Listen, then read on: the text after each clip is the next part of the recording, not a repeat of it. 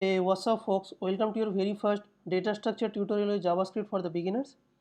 In this tutorial, we will be discuss about what is BIGO, rule of BIGO, what is BIGO of 1 and BIGO of n time complexity, and what is three pillar of programming in JavaScript. So stay tuned till the end of the video. Well, hello, my name is Atiq Ahmed. I am here because I love to give the presentation. Beside all the details giving at my blog at coursecheck.com, more details also you can find me at my website atiqahmed.com. Alright. So what is BIGO? BIGO notation is the mathematical notation that shows how efficient an algorithm is in worst case scenario relative to its input size. Alright. To measure the efficiency of an algorithm, we need to consider two things. One is time complexity, another one is space complexity. So what is time complexity? Time complexity means how much time does it take to run your program completely. And space complexity means how much extra space does it require in this process. Alright. In BIGO notation captures the upper bound to show how much time and space algorithm would require in the worst case scenario as the input size grows. It usually written as f of n equals to big O of input size. Alright. Well, how to calculate the time complexity of a program? We'll be going to discuss on that. Before, I would like to show you how many types of BIGO are there and what is the BIGO rule book. Alright, so this is the BIGO complexity chart. So here you can see that if your program is BIGO of log of n and BIGO of 1, that means your program is excellent. If your program is BIGO of n, it is fair. If your program is BIGO of n log n, it will be bad. If your program is BIGO of n power of 2, that will be horrible, and the same way 2 power of n is also horrible. If your program is also n factorial, that is also too horrible. Okay, so we have to always make sure about it. Our program will be O of n or O of log n or O of 1. Alright, so how to calculate the time complexity, that we are going to discuss now. So let me discuss about the BIGO rule first. So the BIGO rule will be, we need to consider always the worst case. We need to remove the constant, different terms of input we need to check, and we need to drop the non-dominants. Say for example, if any program output will be 2 of n, then we need to drop the constant and the output will be BIGO of n. So we'll be going to discuss all those things while I'm going to explain my program. So let me discuss about the types of BIGO now. So the first types of BIGO is BIGO of 1, which doesn't include any for loop. Then BIGO of log of n, which we are using mostly in search algorithm like a binary search tree. That also we will be going to discuss in my later videos. Then BIGO of n, which includes the for loop while loop and will be looping through the n times. Then BIGO of n log n, which usually will be doing for sorting operation. Then BIGO of n power of 2, which will be the quadratic. Then BIGO of 2 power of n, which will be an exponential recursive algorithm. Then will be a BIGO of n factorial. That means you are adding a loop for every element and iterating through the half of the collection. So we will see also this kind of BIGO, which is a multiply b or a plus b. Alright. So the rule will be, we need to always consider the worst case. We need to remove the constant. Okay. And different inputs should be different types of variable, like BIGO of a plus of b, a and b array nested will be a multiply by b. Okay, so I'm going to discuss all those things and you will get to know once I'm going to explain each and every program. So in the space complexity, I have also written, like while you are declaring a variable, while you are doing a data structure thing, while we will be calling a function, so all the places there will be a space complexity that we'll be going to also discuss. And for now what you can do, so I have made the entire thing as a PDF. So by call it as a BIGO cheat sheet, you can come and to my GitHub and you can download it. So here I have all kind of big O, which is big O of 1, log n log n, and so on. And the rule book also I have also mentioned, like we have to always consider the worst case, remove the constant, and drop the non-dominant terms and all those things. So for now I'm going to discuss about O of 1 and O of n. So let me start with the O of 1. So say for example, so this is a simple program I have written. I have declared a two variable. One is val, which is 5, and n is 10. If it is val greater than 4, then it's basically written example of 1, the time complexity of O of 1, and if it is like not, then I'll be running the for loop, and it will be going till n, and it will be printing the I. Alright, so let me go and run the program first. Okay, then I have to do node index.js. So here you can see that minimum time complexity, it's returning O of 1. Okay, so why is that? Because val is greater than equals to 4, and whenever we have a if statement, right, and whenever we will be doing like this, so that means the amount of time will taken to execute the program, which is O of 1. Okay, so if I do it as a 3, if I run this again, so it is not going to execute these lines of code. It's come here and it's going to execute this for loop, and after that it will print the time complexity.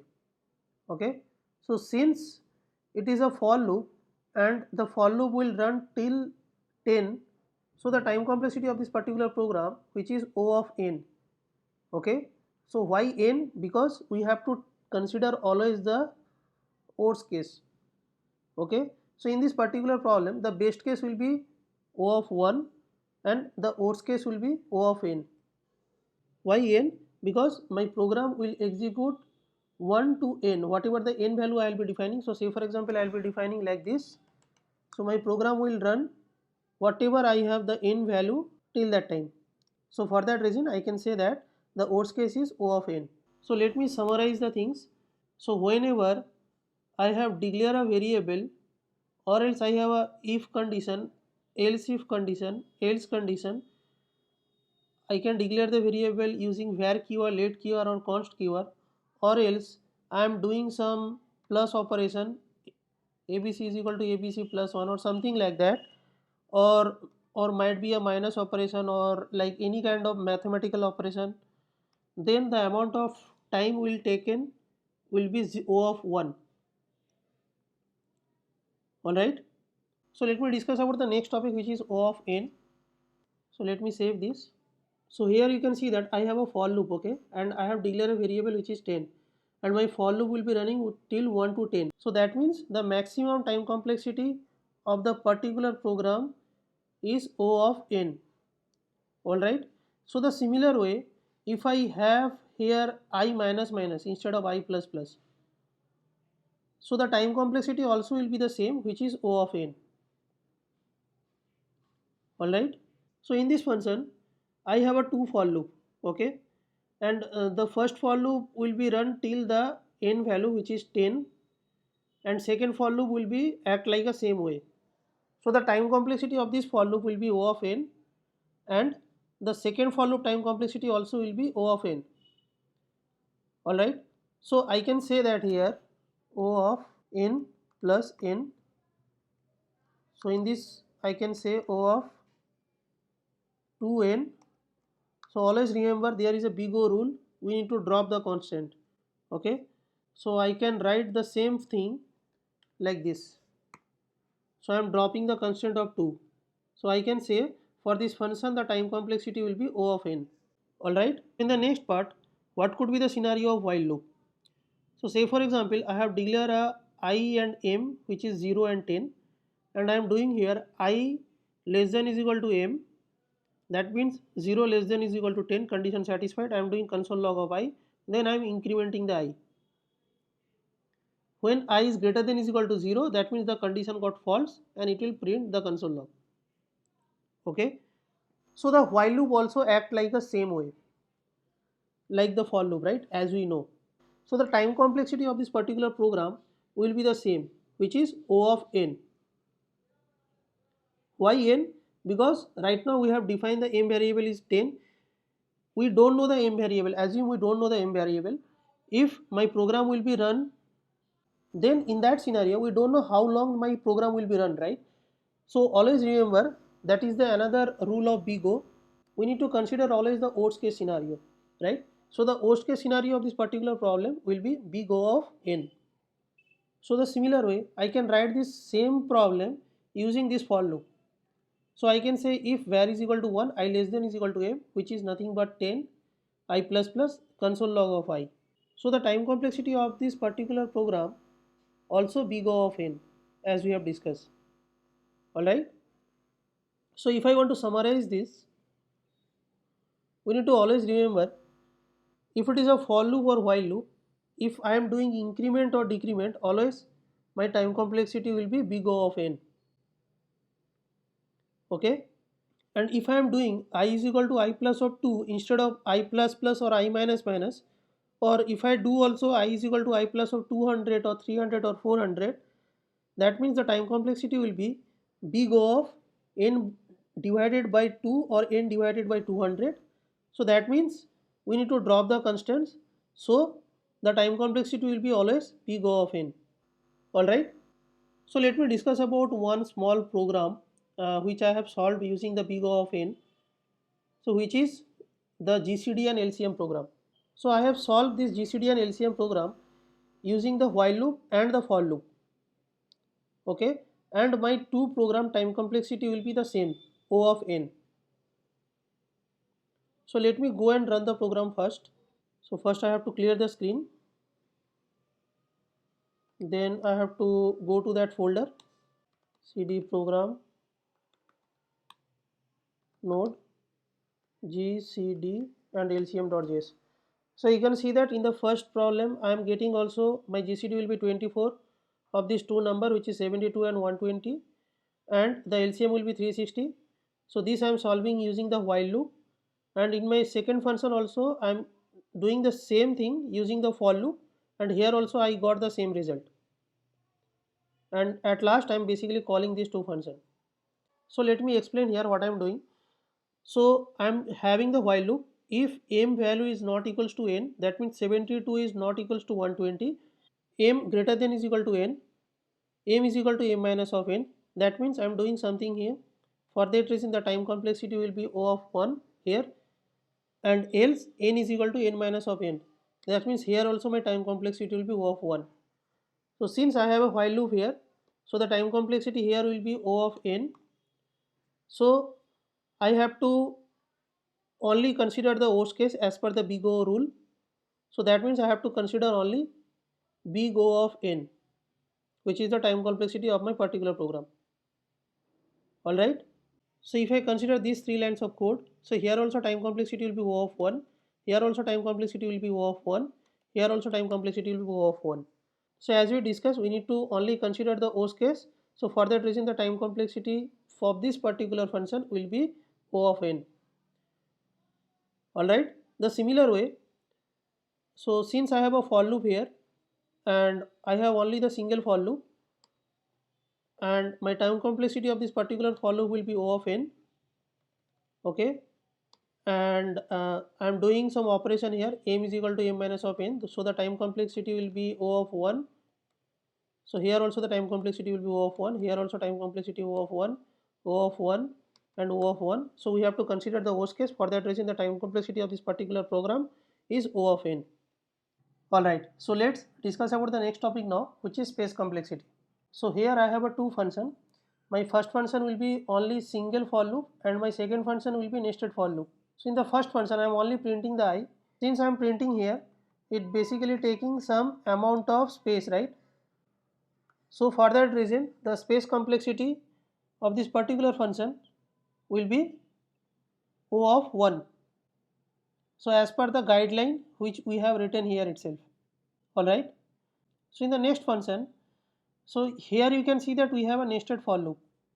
So the amount of space we will be taking here will be the O of 1 for declaring this variable, and since we have a nested for loop, So the space complexity of this particular function, we can say that big O of n. Alright. So let's discuss about what is three pillar of programming. So if you are a software developer, so this topic is more important for you. While three pillar programming stands for a three rule only. The first, your code has to be readable. Second, you need to think about the memory.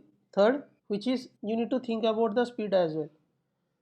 So when I say memory, that is nothing but a space complexity. When I say speed, that is nothing but the time complexity, which we have already discussed. Alright.